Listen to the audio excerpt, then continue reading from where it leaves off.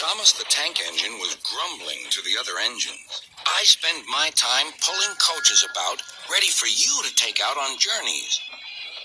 The other engines laughed. Why can't I pull passenger trains too?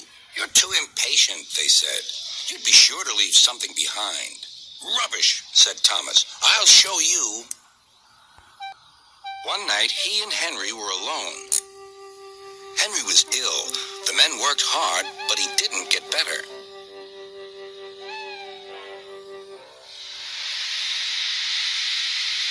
He felt just as bad next morning. Henry usually pulled the first train, and Thomas had to get his coaches ready. If Henry is ill, he thought, perhaps I shall pull his train. Thomas ran to find the coaches. Come along, he fussed. There's plenty of time, they grumbled. Thomas took them to the platform and wanted to run round in front at once. But his driver wouldn't let him. Don't be impatient, Thomas. Thomas waited and waited. The people got in. The conductor and station master walked up and down. The porter banged the doors, and still Henry didn't come. Thomas got more and more excited. Sir Topham Hatt came to see what was the matter, and the conductor and station master told him about Henry. Find another engine, he ordered. There's only Thomas, they said. You'll have to do it then, Thomas. Be quick now. So Thomas ran round to the front and back down on the coaches, ready to start. Let's not be impatient, said his driver. We'll wait till everything is ready. But Thomas was too excited to listen. What happened then, no one knows. Perhaps they forgot to couple Thomas to the train, or perhaps the driver pulled the lever by mistake. Anyhow, Thomas started without his coaches. As he passed the first signal tower, men waved and shouted, but he didn't stop. They're waving because I'm such a splendid engine, he thought importantly. Henry says it's hard to pull trains, but I think it's easy. Hurry, he puffed, pretending to be like Gordon. People have never seen me pulling a train before. It's nice of them to wave. And he whistled.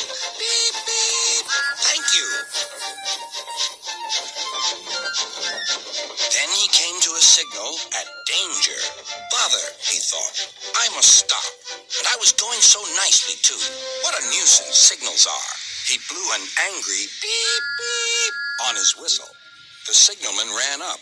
Hello, Thomas, he said. What are you doing here? I'm pulling a train, said Thomas. Can't you see? Where are your coaches, then? Thomas looked back. Why, bless me, he said, if we haven't left them behind.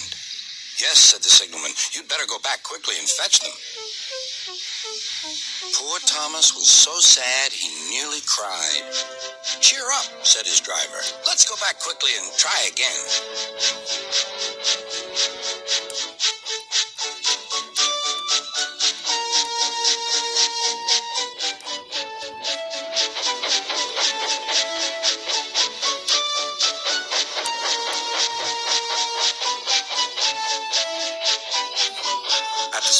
All the passengers were talking at once.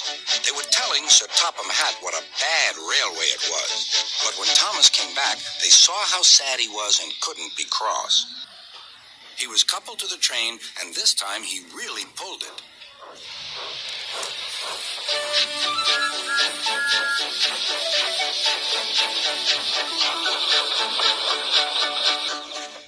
Afterwards, the other engines laughed at Thomas and said, Look, there's Thomas who wanted to pull a train, but forgot about the coaches. But Thomas had already learned not to make the same mistake again.